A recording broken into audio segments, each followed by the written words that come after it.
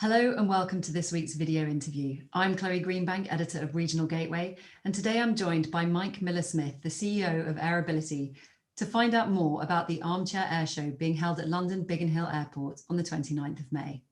Mike, your organisation Aerobility is behind this year's Armchair Airshow, which is taking place at London Biggin Hill Airport on May the 29th.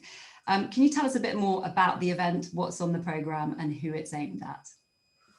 Sure. So Aerobility is a disabled flying charity. And like everybody, we've had to reimagine how we do things during the last year or so. So the Armchair Airshow is our attempt to reimagine the airshow experience. So bringing aviation into people's homes, the excitement, the magic of the sky, but also to talk about the charity and what we do, and hopefully to raise funds to support the charity into the future. Okay, and what's on the programme? What can people expect? Well, we're setting up a studio in one of the great hangars at London Biggin Hill Airport, where we'll be meeting iconic aviators, seeing some amazing airplanes, but really going behind the scenes. So things you couldn't do in any other way.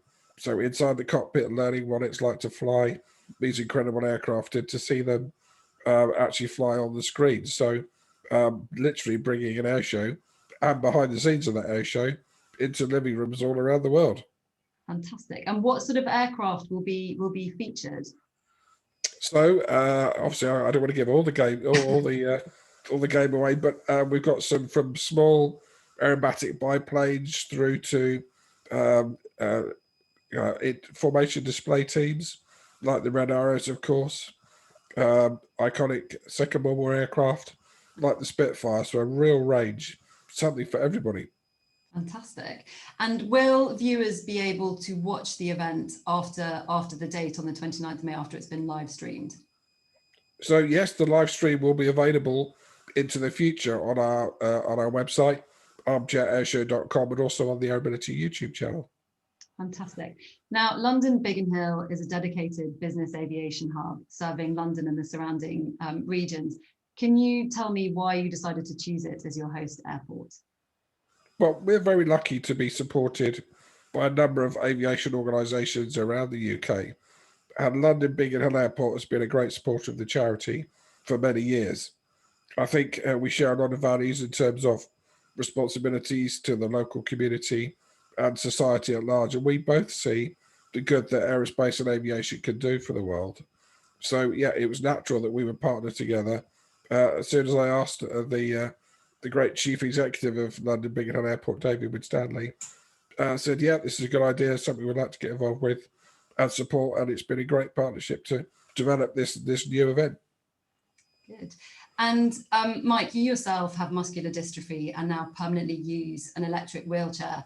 However, you still fly. You're a massive advocate for making air travel accessible for all, and you're CEO of Aerobility. Can you tell me a bit more about your organisation and what you would like to see from the airport sector in particular when it comes to making air travel accessible for all? Yeah, I mean, Aerobility's mission is to make aviation accessible to disabled people of all types, from a youngster with autism or somebody with a sensory impairment, somebody that's perhaps been wounded in service. But literally, whatever the impairment, we will try and support that individual to fly. So Aerobility operates a number of specially adapted light aircraft, and we've got equipment like a hoist, which can lift somebody into the pilot seat, for example.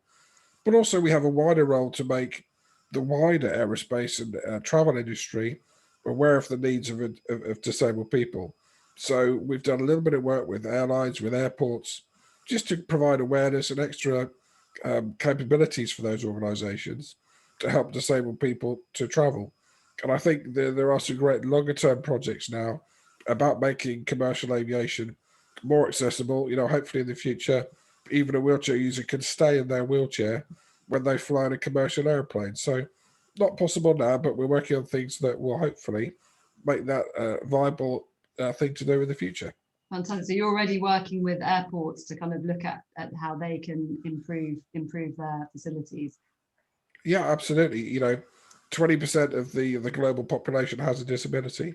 So it's a big marketplace that sometimes finds it tough to travel. So yeah, let's work together. Let's collaborate to see how we can make it much more practical to travel with a disability in the future. Absolutely. And Mike, finally, will you be taking to the skies yourself on the 29th of May? Are you flying, and what are you most looking forward to? I wish I was, but I think there'll be so much to do behind the scenes on the day, hosting everybody, which is a great privilege anyway. But I'm really looking forward to seeing behind the scenes of the iconic Spitfire, the Second World War aeroplane that did so much, and of course from Biggin Hill, where it is based, in a very historic location, also very much connected with the Spitfire. So to have those two things together and talk about that on the show would be great. But of course, in terms of fast jets, I'm a great fan of the RAF display team, the Red Arrows. So to see those guys fly online behind the scenes, they're in Greece the day before, doing some tests before their final display approval, their public display approval. So to hear about that, hopefully that will have been signed off, and we'll hear about that during the show. Great. Well, I'm certainly looking forward to seeing them fly from the comfort of my armchair. So thank you very much, Mike. It's been great talking to you. Thanks, Chloe.